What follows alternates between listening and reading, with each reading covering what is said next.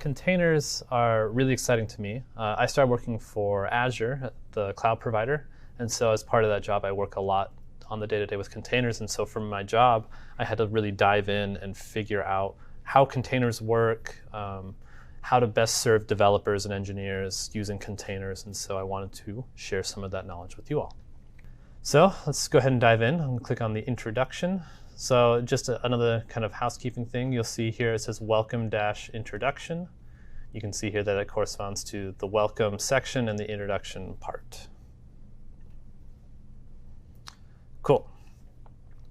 So my course objective at this end of this is to kind of demystify containers for you and make you feel like they're more accessible.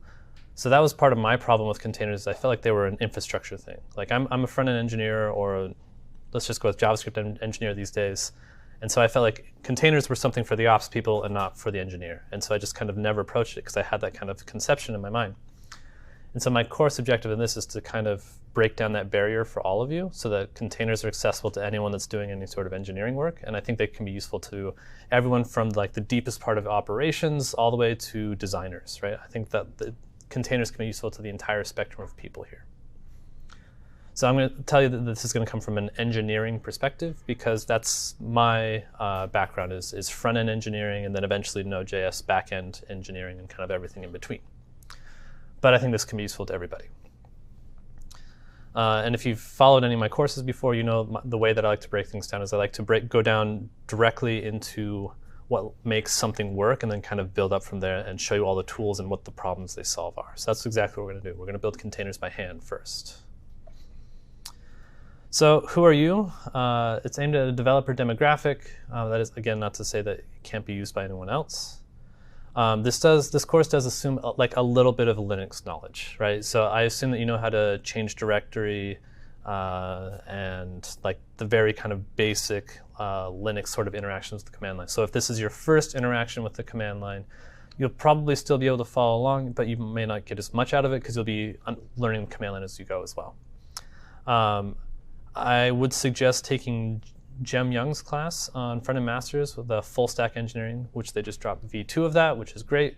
Jem is my coworker from Netflix, so I love him.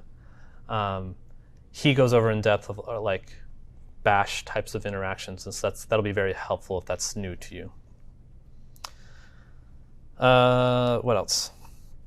So you can see here I have my Mac.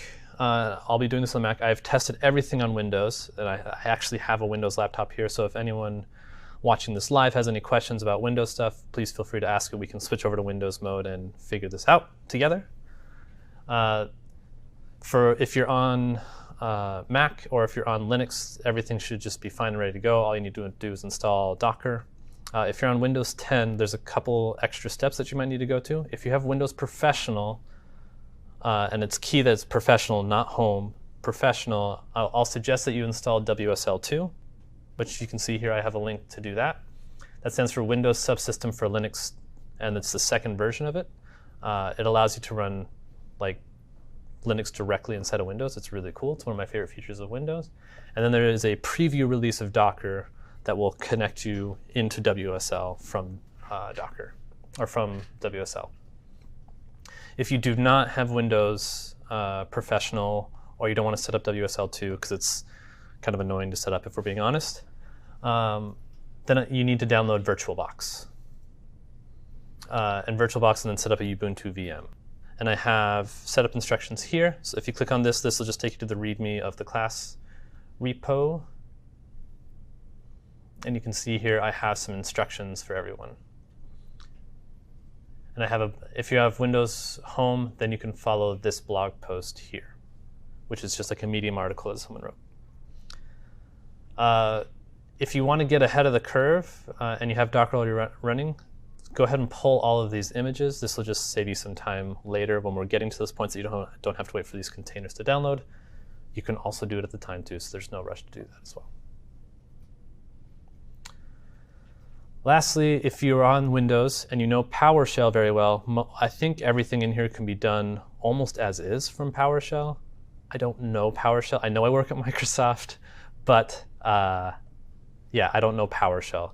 But I do know at least the Docker commands work as is from PowerShell.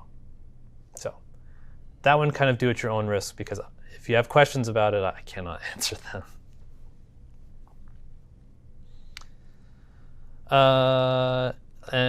Okay, so that was the setup instructions. So we have a bunch of mini projects in this class, so it's a bunch of like very small sections. So for the most part, you can skip over something if it's not interesting to you. And then here in this repo, if you click here, this will take you to a GitHub repo, and here are all of the solutions to all of the various different problems. So feel free to clone this if you would like, or you can just like click in here and reference like this particular project. That's kind of up to you as well. All right. For your computer, I would suggest having at least 8 GB of RAM. Containers can eat up a lot of resources, particularly if you're not careful about it. I think this would be possible. This computer here has 8 GB, so I can guarantee that everything works well with 8 gigs. And I think you could get by with 4 gigs.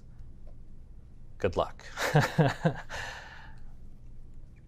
And the last thing is, if you're on something that is bandwidth limited, this course is going to use a lot of bandwidth, because we're just going to be pulling and pushing images and stuff like that. So just be aware that if you're in a bandwidth limited situation, that would be a concern.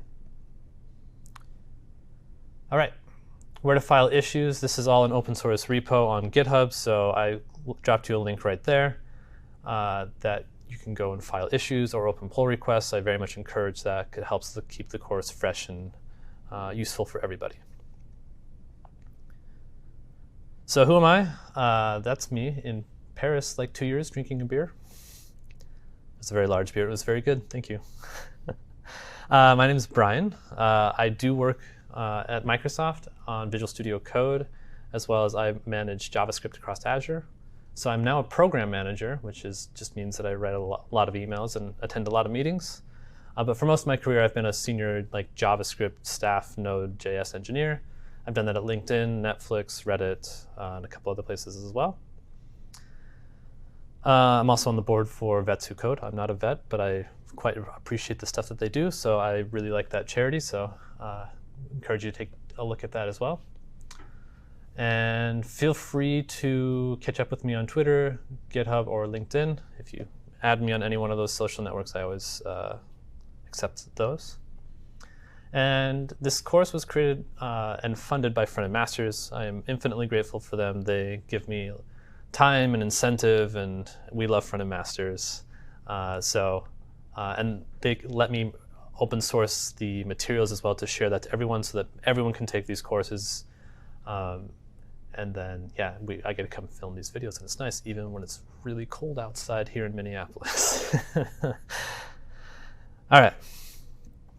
And as always, it's very nice when people start the repo on GitHub, because it feeds my vanity. That's mostly all that is. No, it helps kind of like surface the repo so that other people can find it and use the repo as well.